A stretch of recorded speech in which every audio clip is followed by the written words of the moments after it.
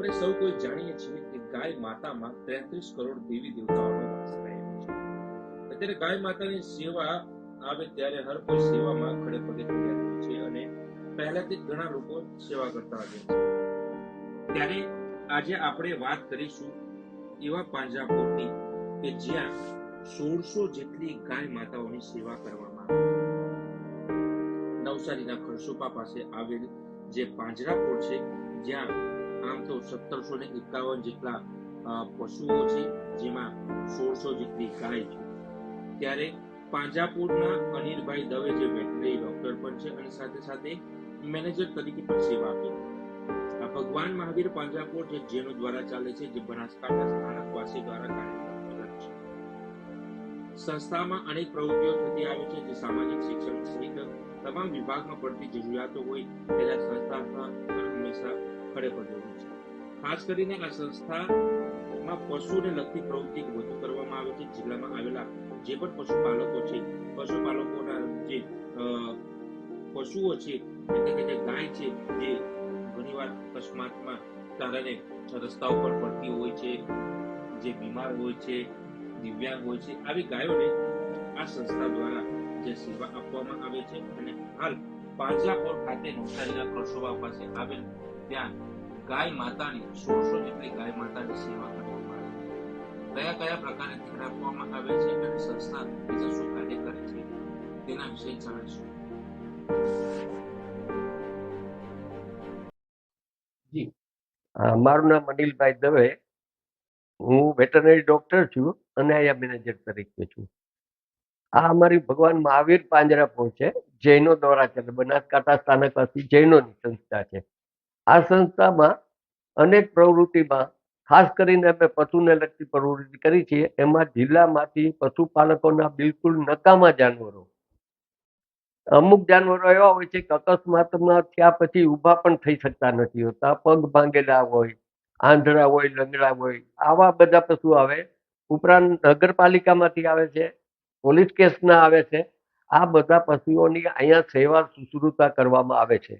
અહીંયા દરેક જાનવરને અમે પૂરતો ઘાસચારો આપીએ છીએ. પાણી માટે 24 કલાક એની સામેની વ્યવસ્થા હોય છે. અને કોઈ પણ જાનવર, મોટાભાગના જાનવર બીમાર જેવા જ હોય છે, કારણ કે પાંજરાપોળ છે એટલે જે વિશેષ બીમાર હોય છે એના માટે અમારે દવાખાનું છે, ડોક્ટરો છે, યુનિવર્સિટીમાંથી ડોક્ટરો આવે છે અને આવા તમામ જાનવરોની સારવાર કરી છે. આ પાંજરાપોળની જો એક વિશેષતા કહું તો ફક્ત પશુઓને લગતું નહીં, પણ અમે વર્ષમાં શિશુ શિબિર કરી છે. શિશુ શિબિરમાં આપણે જે આશ્રમ શાળાના બાળકોને બોલાવી એમને આખો દિવસ રાખી છીએ અને એમને વૃક્ષનું ને પ્રદૂષણ બાબતે જ્ઞાન આપી છીએ અને પિકનિક જેવું આખું અમારા સંસ્થા તરફથી એમને બૂટ અને મોજા ઉપહાર તરીકે આપી છે.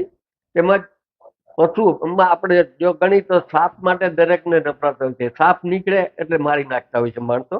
તો અમે અહીંયા સર્પ કેન્દ્ર ચલાવી છે કે ક્યાંય પણ સાપ નીકળ્યો હોય તો અમને ફોન કરે એટલે અમે જઈને એને પકડીને એનો યોગ્ય જગ્યાએ નિકાલ કરવામાં આવે છે. આ અમારી ખાસ વિશેષતા છે.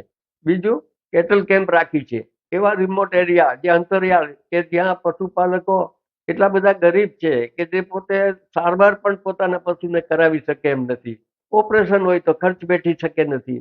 આવી જગ્યાએ અમે વાર્ષિક ઓછામાં ઓછા 25-30 કેટલ કેમ્પો રાખતા હોય છે અને કેટલ કેમ્પમાં તમામ પ્રકારના દર્દની અને વેક્સિન, રોગચાળા બાબતેના આ બધું અમારી સંસ્થા તરફથી ફ્રી આપવામાં આવે છે. આમ આપણે કહું તો બીજી પાંજરાપોળ કરતા વિશેષ રીતે અમારી આ 2-3 બાબતે પાંજરાપોળ જુદી પડે છે. આ પાંજરાપોળનું કહું તો એટલો બધો વ્યાપ સારો છે કે આજુબાજુના વિસ્તારમાં ક્યાંય પણ જ્યારે કાર્યક્રમો હોય તો અમને ઇન્વાઇટ કરે છે.